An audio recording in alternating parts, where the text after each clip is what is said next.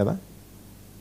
ఆ విధంగా చూడకూడదని ఏంటంటే నేను అన్నది ఏంటంటే బేసికలీ కొంతమంది టెర్రరిస్టులు ఎవరైతే ఉన్నారో ఏంటంటే వాళ్ళు ఐసిస్ ఎప్పుడు సిరియన్ ప్రెసిడెంట్ కి ఎగనెస్ట్ గా యాక్ట్ చేశారు.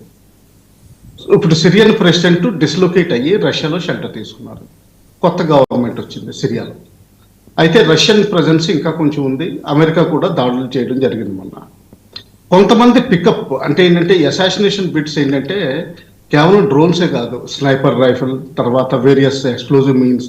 మొన్న ఒక జనరల్ మీటింగ్ స్టేట్మెంట్ ఇచ్చిన తర్వాత ఆయన కార్ బ్లాస్ట్ అయిపోయింది, కార్ ఎక్స్ప్లోజన్, తర్వాత కార్ ర్యామింగ్. ఇటువంటి చాలా టెక్నిక్స్ వాడచ్చు. ఏ టెక్నిక్స్ వాడతారో అన్ని విధాలా ప్రయత్నిస్తూ ఉండొచ్చు. ఎందుకంటే ఇందులో ఈ యుక్రెయిన్ రష్యా వార్లో యాక్చువల్గా మనం చూస్తే 2 మేజర్ పర్సనాలిటీస్ కనిపిస్తున్నారు. ఒకటి పుతిన్ గారు అటు రష్యన్ స్టాండ్ తీసుకుంటా, ఒకటి జెలెన్స్కీ గారు అమెరికా యూరోపియన్ యూనియన్ సపోర్ట్ తోటి యుక్రెయిన్ పాలసీ షేప్ చేస్తుంది. సో ఈ విధంగా 2 పర్సనాలిటీస్లో ఎవరు పోయినా కానీ యుద్ధం అవుట్కమ్ మొత్తం మారిపోతుంది. దీనికి సెకండ్ రంగ్ లీడర్షిప్ ప్రస్తుతానికి ఏం కనిపించట్లేదు పబ్లిక్లో.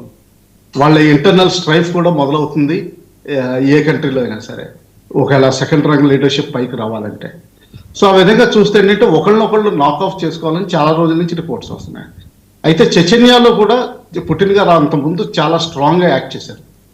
ఆ స్ట్రాంగ్గా యాక్ట్ చేసిన ఎలిమెంట్స్ తర్వాత ఈ ఐసిస్ ఎలిమెంట్స్ అందులో కొంతమంది ఒక టీం కింద ఫామ్ అయ్యి ఈ అసాసినేషన్ అటెంప్ట్స్లో కొంతవరకు పాలు పంచుకునే అవకాశాలు చాలా ఉన్నాయి, అందులో డౌటే లేదు.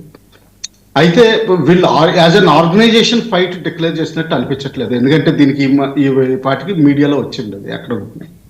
యాజ్ అన్ ఇండివిజువల్ వాళ్ళని పికప్ చేసి వాళ్ళకున్న స్కిల్స్ని అసాసినేషన్ అటెంప్ట్కి వాడే అటెంప్ట్ తప్పనిసరిగా జరుగుతుంది. పాకిస్తాన్లో అన్నోన్ గన్మెన్ దాదాపు 16 to 20 పీపుల్ని నాక్ ఆఫ్ చేయడం జరిగింది. ఆ విధంగానే ఇప్పుడు బంగ్లాదేశ్లో కూడా హాడీని ఎవరు చంపారు, తర్వాత నెక్స్ట్ అటెంప్ట్ ఎవరు చేశారు, యూనస్ గారు చేస్తున్నారా లేకపోతే ఐఎస్ఐ చేస్తుందా, ఇవన్నీ అంటే బయటకు వచ్చేవి అన్ని కన్ఫ్యూజింగ్గానే ఉంటాయి. సో ఆ విధంగా చూడాలి. అంటే నేను దీనికి ప్రయారిటీ ఇవ్వట్లేదు. బేసికలీ ఏంటంటే పుటిన్ గారి అటెంప్ట్ అసాసినేషన్ అటెంప్ట్ అన్నది ఏ సైడ్ నుంచి కానివ్వండి, యుక్రెయిన్ సైడ్ నుంచి అయినా ఈ రష్యన్ సైడ్ నుంచి అయినా ఇన్వెన్షన్ చేసినా కానీ అది బేసికలీ టాక్స్ని స్కటిల్ చేయడానికి. అయితే టాక్స్ను స్కటిల్ చేయాల్సిన అవసరం రష్యాకి ఈ రోజున లేదు, కేవలం యుక్రెయిన్కి ఉంది. ఎందుకంటే డాన్బాస్లో దాదాపు 90% ఒక చోట, 99% ఒక చోట లుహాన్స్క్ డొనాస్క్లో దాదాపు వాళ్ళు ఫుల్ కంట్రోల్లో ఉన్నారు. సో వాళ్ళు ఉంచుకోవాల్సిన టెరిటరీస్కి ఏమీ దోకా లేదు. Zaporizhzhia nuclear plant biggest in Europe, maximum power generation of Ukraine Russia కంట్రోల్లోనే ఉంది. క్రిమియా ఫుల్ కంట్రోల్లోనే ఉంది. ఇంకా road link to Black Sea రష్యాకి ఇప్పుడు ప్రస్తుతానికి ఉంది. సో రష్యా ఆందోళన చెందాల్సింది లేదు. కానీ జెలెన్స్కీ గారు తర్వాత యుక్రెయిన్ ఆందోళన చెందాల్సింది 100% ఉంది. ఎందుకంటే ఈ 4 సంవత్సరాలు యుద్ధం చేసి గెలిచింది ఏమీ లేదు, పోయింది మాత్రం మ్యాక్సిమం కనిపిస్తుంది.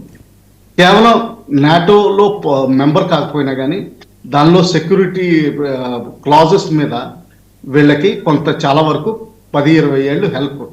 అది యాక్చువల్గా రష్యా నేను ఇంకేమన్నా అడ్వాన్స్ అవుతుందని కూడా అనుకోవట్లేదు. సో ఆ సెక్యూరిటీ గ్యారంటీస్ కూడా ఊరికనే కేవలం మాత్రమే ఉంటాయి.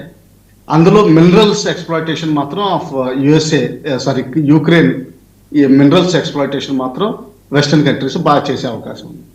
ఇంకా మిగతాది అంటారా యూరోపియన్ యూనియన్ అంటారా, యూరోపియన్ యూనియన్ స్కటిల్ చేయాల్సిన అవసరం లేదు. ఎందుకంటే వాళ్ళ ఫోర్సెస్ని రెడీ చేసి పెట్టుకున్నారు. దాదాపు 1 lakh ట్రూప్స్ని యుక్రెయిన్లో డిప్లాయ్ చేసి మనకి LAC ఎన్విరాన్మెంట్ ఎలా ఉంటుందో అలా సీజ్ ఫైర్ మానిటరింగ్ చేయడానికి వాళ్ళు తయారుగా ఉన్నారు. తర్వాత 800 బిలియన్ రష్యన్ అసెట్స్ ఫ్రీజ్ అయిపోయి ఉన్నాయి. కానీ యూరోపియన్ యూనియన్లో వాళ్ళు స్పష్టంగా చెప్పారు, ఆ మనీని మీకు యుక్రెయిన్కి ఇవ్వం, మా సొంత మనీ 200 బిలియన్స్ ప్రస్తుతానికి కమిట్ చేస్తాం నెక్స్ట్ 2 years యుక్రెయిన్ రీకన్స్ట్రక్షన్ కోసమని వాళ్ళు కూడా చాలా క్లారిటీతో ఉన్నారు. ఆ విధంగా యూరోప్ కూడా చాలా క్లారిటీతో ఉంది.